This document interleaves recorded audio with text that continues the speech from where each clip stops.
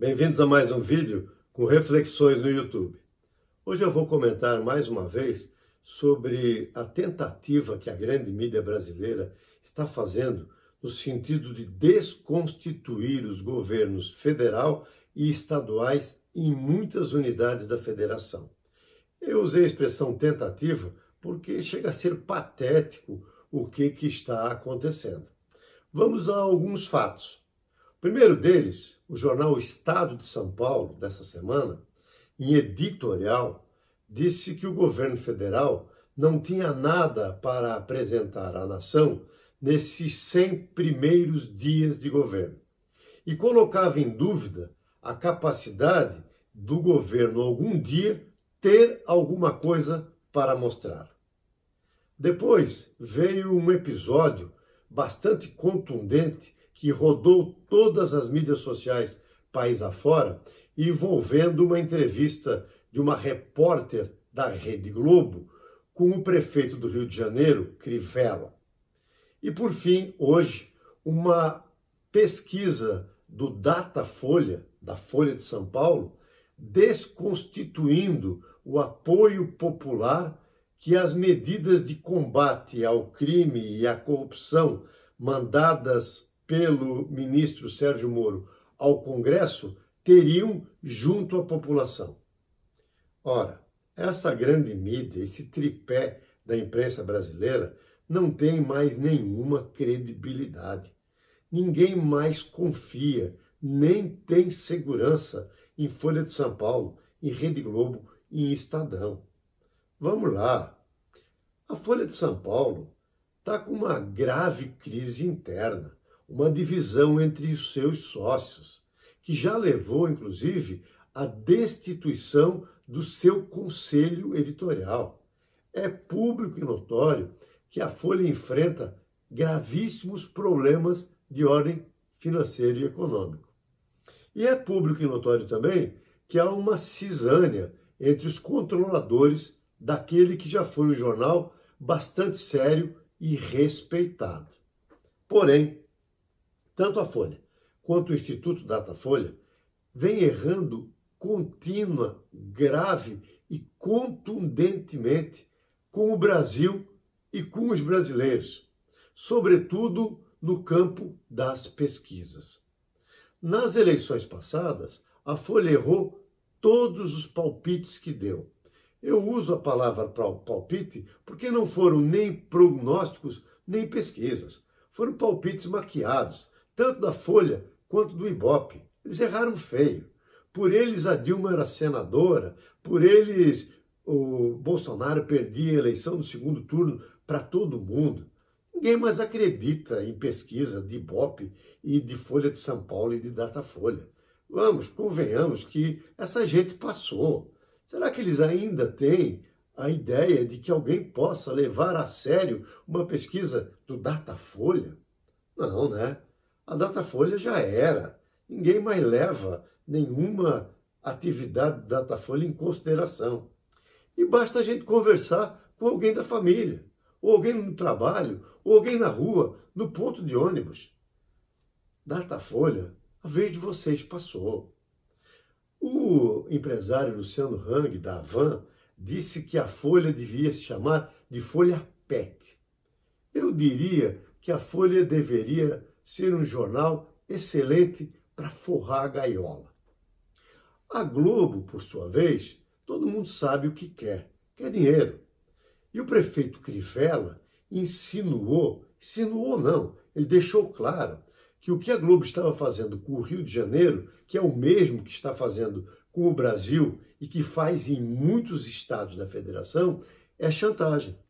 Ou seja, uma vindita, uma vingança por não ter recebido 240 milhões de reais para o patrocínio do Carnaval no mês passado. Então, a Folha de São Paulo, a Globo, são farinhas do mesmo saco. Por sua vez, o Estadão vive o mesmo cenário.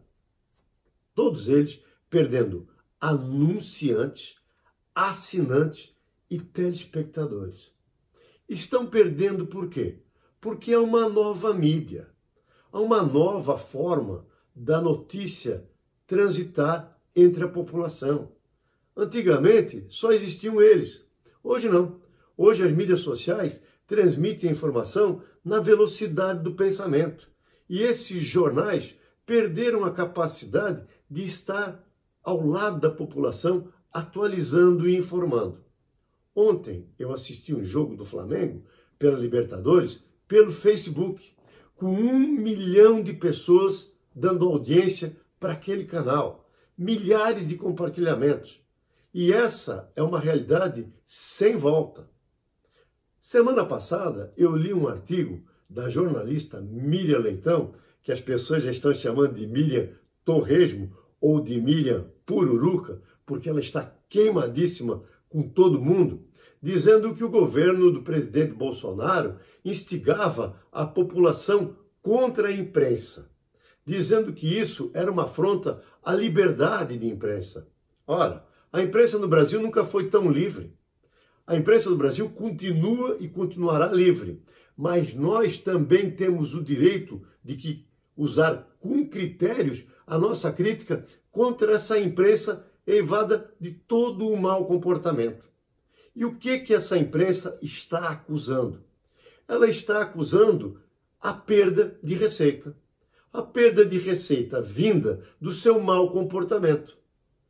A perda de receita vinda dos órgãos e organismos estatais. Governo federal, os bancos públicos, as empresas públicas, os ministérios drenavam fortunas para a Folha, para a Globo e para o Estadão. Isso acabou. Mas eles continuam tentando jogar a população contra o governo para ver se o governo vem negociar com eles um novo comportamento. Nesses 100 primeiros dias do governo Bolsonaro, foram apresentadas muitas evoluções naquilo que foram as promessas de campanha. Nós temos que ter muita paciência, porque a mudança está só começando. Há necessidade de estabelecer novas regras de conduta, não só com a imprensa, mas também com o parlamento e com a própria sociedade, que hoje é atenta, participativa e extremamente atualizada. Ninguém mais se pauta por opinião de Globo, Globo News, Folha de São Paulo, Estadão. Essa gente chegou ao fim. E nós temos que ter todo cuidado para não embarcar nessa canoa, que é uma canoa que furou e está afundando. Eu não sou vidente e nem quero dar um chute, mas eu tenho a intuição que não vai demorar muito que nós vamos ver esses órgãos de imprensa mudarem o seu comportamento ou fechar as suas portas. Isso já aconteceu no Brasil no século passado. Grandes órgãos de imprensa, como o Jornal do Brasil, os diários associados, a Rede Tupi, a Rádio Tupi, a própria Manchete, que viviam das contas do erário, não souberam viver quando essa torneira fechou. Globo, Folha, Estadão, o tempo de vocês passou. A vez agora é das mídias sociais. A vez agora é da população, que, como eu disse, se comunica na velocidade do pensamento. E não vai haver possibilidade de vocês maquiarem, mudarem o sentido e a direção de uma coisa chamada a verdade. Nós estamos trabalhando com a verdade. Às vezes, essa verdade dói. E a verdade tem doído muito nessa grande imprensa brasileira que não representa mais nada nem ninguém.